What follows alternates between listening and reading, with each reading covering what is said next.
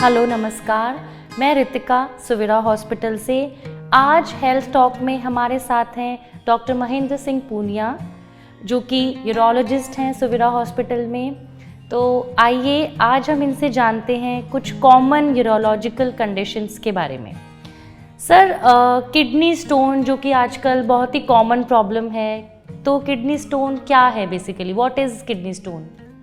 Kidney stone normally क्या होता है कि शरीर में वाटर इनटेक की कमी के कारण डिहाइड्रेशन हो जाता है, जिसके कारण जैसे मिनरल और साल्ट क्रिस्टलाइज हो जाते हैं और उसके कारण किडनी में स्टोन बन जाता है। बेसिकली ये मेटाबॉलिक अबनॉर्मलिटी के कारण बनते हैं, जिसके कारण किडनी में स्टोन आप बन जाते हैं। तो इनको प्रिवेंट कैसे किया जा सकता है? किडनी स्टोन को प्रिवेंट करने के लिए नॉर्मली क्या होता है, स्टोन बनता है इसलिए बनता है कि ये जो मिनरल और सॉल्ट है ये प्रेसिपिटेट हो जाते हैं किडनी में और क्रिस्टलाइज हो जाते हैं। तो अपन को इनको क्रिस्टलाइज होने से प्रिवेंट करना पड़ता है। तो इसके लिए एक तो फ्लूइड इंटेक इंक्रीज करना पड़ता है।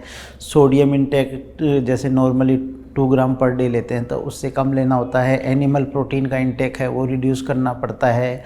ऑक्जेलेटरी फूड जैसे नट्स, पालक, ये सब अपनी डाइट में कम करना पड़ता है। और लिक्विड इंटेक 2 से 3 लीटर पर डे अपने को नॉर्मली लेना चाहिए। तो सर, क्या इसका सोल्यूशन हमेशा सर्जरी ही है या ये ऑटोमेटिकली नेचुरली भी पास ऑन कर जाते हैं? देखो, किडनी स्टोन का ट्रीटमेंट बेसिकली डिपेंड करता है साइज ऑफ स्टोन। जैसे अगर छोटा स्टोन हो, 4 to 6 mm का स्टोन हो, तो नियर अबाउट 80 to 90% ये स्टोन स्पॉन्टेनियसली पास हो जाते हैं। अपने को सिम्टोमेटिक ट्रीटमेंट देना पड़ता है, जैसे पेन किलर दे दो, एल्कलाइजर दे दो या एक अल्फा ब्लॉकर दे दो, जिससे ये निकल जाते हैं।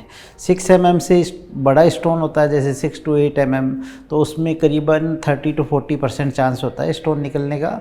लेकिन उससे अगर बड़ा स्टोन है, जैसे 10 mm का है, किडनी में है, यूरेटर में अटका हुआ है, सीवियर पेन है और उसके कारण साइड इफ़ेक्ट डेवलप हो रहे हैं, जैसे फीवर हो रहा है या परसिस्टेंट पेन हो रहा है या किडनी डैमेज हो रही है या क्रेटिनिन बढ़ रहा है, तो ऐसी कंडीशन में इंटरवेंशन ज़रूरी है। और उसके लिए क्या है कि आजकल लेज़र की पद्धति है, जिसके कारण अपन दूरबीन से ऑपरेट कर पाते हैं और मिनिमम पेन होता है, मिनिमम हॉस्पिटल स्टे और नो ब्लीडिंग होती है।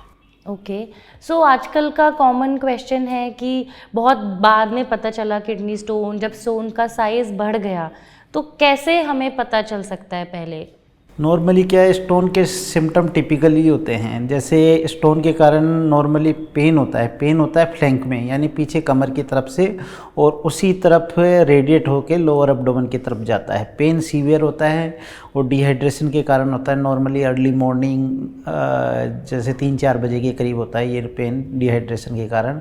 और पेन के साथ एसोसिएट होता है नोजिया, जैसे नोजिएटिंग सेंसेशन लगता है, वोमिटिंग आ जाती है, तो ये कॉमन इसके साथ होता है। अगर कई बार स्टोन पास होता है, मूवमेंट होता है, तो यूरिन में ब्लड भी आ जाता है।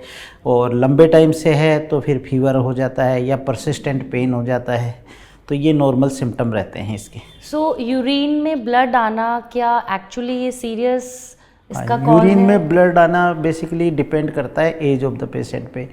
मोस्ट कॉमन रीज़न तो यूटीआई है, यूरिनरी ट्रैक्ट इन्फेक्शन किसी भी कारण से हो गया तो यूरिन में ब्लड आ सकता है। कई बार स्टोन पास होते हैं उसके कारण भी ब्लड आता है, या किडनी स्टोन और यूरेट्रिक स्टोन या ब्लैडर स्टोन के कारण हो सकता है।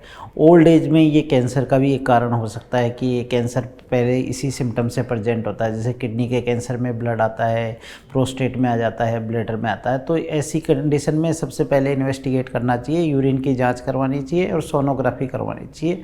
उससे इसका ट्रीटमेंट डिसाइड होता है कि आगे अपने को क्या करना है और इसका क्या कारण है। ओके, सो यूरिन में ब्लड आना क्या एक सीरियस कंडीशन को इंडिकेट करता है? हाँ, बिल्कुल सीरियस कंडीशन को इंडिकेट करता है। अगर किडनी कैंसर है, ब्लैडर कैंसर है, तो उसका ट्रीटमेंट इमीडिएट रिक्वायर्ड है। या फिर स्टोन है, अटका हुआ है, जिसके कारण मूवमेंट के कारण है, हिमेचूरिया हुआ है या यूरिन में ब्लड आया है, तो उसका ट्रीटमेंट जितना जल्दी हो सके उतना जल्दी करवाना चाहिए। और ये एक इंडिकेशन है कि आप स्पेसिफिक यूरोलॉजिस्ट के पास ही जाएं अगर यूरिन में ब्लड आया है।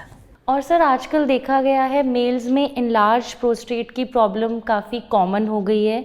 सो क्या है ये, क्या इसके सिम्टम्स हैं? मेनली क्या है कि ये प्रोस्टेट सब में होता है, हर मेल पर्सन में प्रोस्टेट होता है, लेकिन इसके सिम्टम डेवलप होते हैं 45 ईयर एज के बाद में। इसके कारण क्या, प्रोस्टेट इनलार्ज होने लग जाता है और प्रोस्टेट के कारण सिम्टम होते हैं। दो तरीके के ये सिम्टम रहते हैं। एक तो जिसको हम बोलते हैं कि रुकावट वाले सिम्टम, जैसे यूरिन में जोर लगाना, रुक रुक के आना और पेशाब करने के बाद में ऐसे लगना है कि पूरा यूरिन खाली नहीं होता। दूसरे तरह के होते हैं फ्रीक्वेंसी, बार बार यूरिन आना, रात को ज़्यादा यूरिन आना, कई बार कंट्रोल भी नहीं होना। तो ये दो तरीके के इसके सिम्टम होते हैं जिससे पता चलता है। और हम नॉर्मली क्या है कि 45 के बाद में हर मेल पेशेंट का सीरम PSA करवाते हैं, क्योंकि कई बार अपन ये सोचते हैं कि ये नॉर्मल एज के साथ इलाज है, लेकिन इसमें कई बार कैंसर भी डेवलप हो जाता है। तो एक तरीके से स्क्रीनिंग हो जाती है। अगर PSA बढ़ा हुआ है तो कैंसर की संभावना है, तो फिर हम फर्दर इन्वेस्टिगेट करते हैं और अकॉर्डिंगली उसका ट्रीटमेंट करते हैं। सो क्या आप ये सजेस्ट करते हैं फॉर एवरी मेल कि एक पर्टिकुलर एज ग्रुप के बाद ये टेस्ट करवाए जाएं? नॉर्मली 45 साल के बाद में सीरम PSA एक बार करवाना ही चाहिए। उससे अपने को बेसिक स्क्रीनिंग हो जाएगी, इससे प्रोस्टेट का आइडिया लग जाएगा। सो इसका सबसे इफ़ेक्टिव ट्रीटमेंट क्या है? प्रोस्टेट मैनेजमेंट में सबसे इफेक्टिव ट्रीटमेंट मेडिकल मैनेजमेंट है। 80 to 90% पेशेंट मेडिकल मैनेजमेंट या सिम्टोमेटिक ट्रीटमेंट से ठीक हो जाते हैं। जैसे कोई पानी ज़्यादा पी रहा है रात के टाइम, या कॉफ़ी ले रहा है, चाय ले रहा है, तो उसके वैसे ही फ्रीक्वेंसी बढ़ जाएगी, रात को बार बार यूरिन आएगा। तो ऐसे में एक कॉफ़ी रेस्ट्रिक्ट कर दो, फ्लूइड रेस्ट्रिक्ट कर दो, डाइटोट टाइप की टैबलेट ले रहा है डायूरेटिक, तो वो स्टॉप कर दो। फिर अल्फा ब्लॉकर आते हैं जो कि ब्लैडर नेक को रिलैक्स करते हैं, जिससे यूरिन स्पीड से आता है, पूरा खाली हो जाता है और बार बार यूरिन भी नहीं आता। तो मेडिकल मैनेजमेंट सबसे बेस्ट है। और साथ में अगर प्रोस्टेट को रिड्यूस करना है तो उसके लिए एंटी एंड्रोजन होते हैं, जिससे कि 6 मंथ में अबाउट 20 to 30% साइज रिडक्शन हो जाता है प्रोस्टेट का। फिर भी अगर परसिस्टेंट सिम्टम है, मेडिकल मैनेजमेंट से ठीक नहीं हो रहे या सेकेंडरी कॉम्प्लिकेशन डेवलप हो रही है, जैसे हेमेचूरिया हो रहा है, किडनी में डैमेज हो रहा है, या फिर क्रेटिनिन बढ़ गया है, स्टोन बन गए हैं, बार बार ब्लड आ रहा है, बार बार इन्फेक्शन, तो ऐसी कंडीशन पे हम ऑपरेटिव ट्रीटमेंट पे जाते हैं, जिसमें कि कॉमनली आजकल लेज़र से ऑपरेशन करते हैं, जिसमें प्रोस्टेट पूरा निकाल देते हैं और रिकरेंस के चांस भी नहीं होते, कॉम्प्लिकेशन भी कम होती है। 1 से 2 दिन में हम डिस्चार्ज कर देते हैं। तो सर इसमें ट्रेडिशनल सर्जरी की अप्रोच ज़्यादा है अच्छी, या जो आजकल लेज़र चल रहा है सर्जरी में वो प्रेफर करेंगे आप? इसमें क्या है कि जो ट्रेडिशनल सर्जरी थी TURP, उसकी फैसिलिटी अभी इंडिया में सब जगह अवेलेबल है, इसलिए कॉमनली लोग वो ही प्रेफर करते हैं, क्योंकि कॉस्ट भी उसकी कम है। लेकिन एडवांस टेक्निक में लेज़र आता है, जिसमें कि अपन पूरा प्रोस्टेट निकाल देते हैं, ब्लीडिंग मिनिमल होती है, 1 से 2 दिन में डिस्चार्ज कर देते हैं और रिकरेंस नहीं होता। जैसे नॉर्मली TURP करते हैं तो उसमें ब्लीडिंग होने के चांस रहते हैं। बड़ा प्रोस्टेट है 100 ग्राम से ज़्यादा, तो वो नहीं कर सकते, 2 स्टेज में करते हैं और बाद में हॉस्पिटल में स्टे भी उसका लंबा हो जाता है। तो बेटर तो यही है कि लेज़र से निकालना चाहिए। होले जहाँ भी फैसिलिटी है वो अगर आप करवा सकते हैं तो वही करवाना चाहिए। ओके, एक कॉमन क्वेश्चन भी था, I don't know is it a myth और अ फैक्ट, क्या ये सिचुएशन जेनेटिक भी हो सकती है?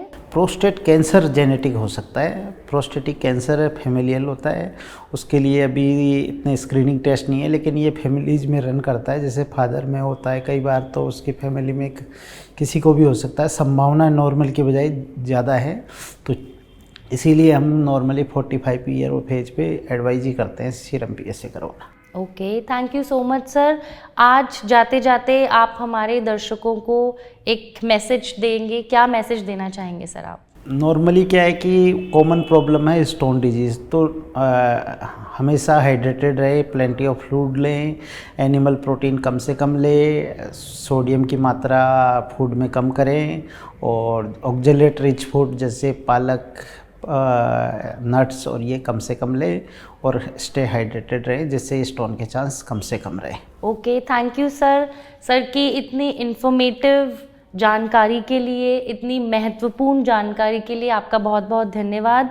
तो मैं भी आप सबसे यही कहना चाहूँगी, ऐसी कॉमन कंडीशंस के बारे में कभी हम इग्नोर कर देते हैं, कभी हमें सिम्टम्स के बारे में पता नहीं होता, तो सर की इस जानकारी से हमारे ज़रूर हेल्पफुल रहेगा हमारे लिए। और अगर फिर भी आपकी कंडीशन बेहतर नहीं होती तो आप जल्द ही अपने नियर बाय हॉस्पिटल से संपर्क करें। धन्यवाद।